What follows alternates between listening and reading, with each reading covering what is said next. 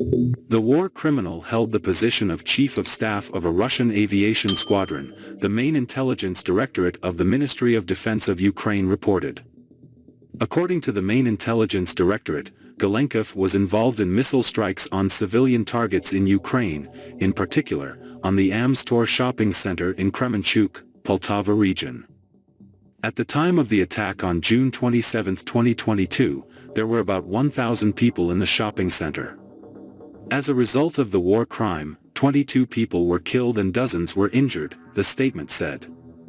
The GUR also claims that Galenkov is responsible for a missile strike on a residential building in Dnepr on January 14, 2023, which resulted in the deaths of 46 civilians, including 6 children.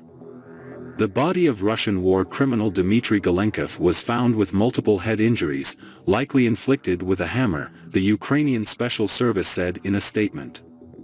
Dmitry Galenkov is the Chief of Staff of the Russian Air Squadron, which is based at the Shaikovka airfield and is armed with Tu-22M3 bombers. Galenkov, 52, is involved in missile strikes on Ukrainian civilian targets.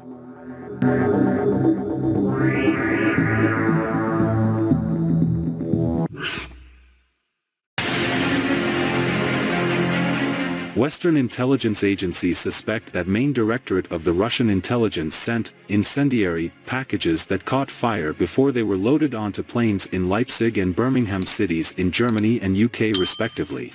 The incidents occurred in July.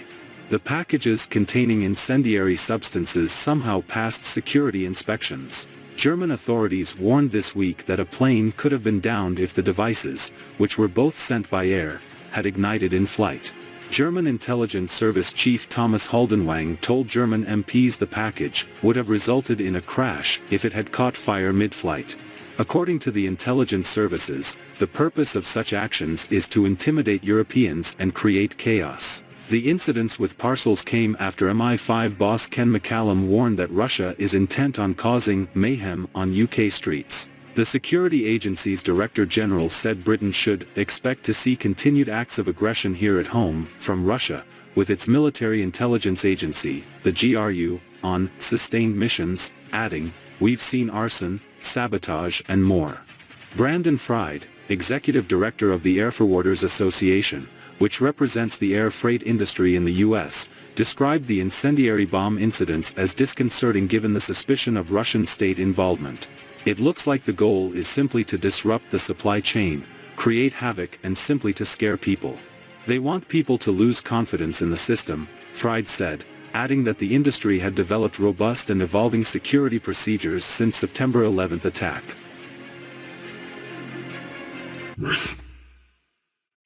The large-scale military factory struck by Ukrainian drones deep in Russia on Sunday was involved in manufacturing key weapons that helped Russia continue waging its war against Ukraine. Namely, the factory was producing explosives, aircraft and artillery shells, aircraft bombs, including KAB, warheads for cumulative anti-tank guided missiles, and warheads for air defense missile systems. The state-owned Sverdlov plant in Dzerzhinsk city, Russia's Nizhny Novgorod region, came under Ukrainian attack on the night leading to Sunday. The operation to strike the factory was carried out by the security service of Ukraine known as SBU, the Special Operations Forces and Ukraine's military intelligence agency. The factory, that is 900 kilometers from Ukraine, had been under EU and US sanctions since 2023, as it manufactured products that are used to wage war in Ukraine.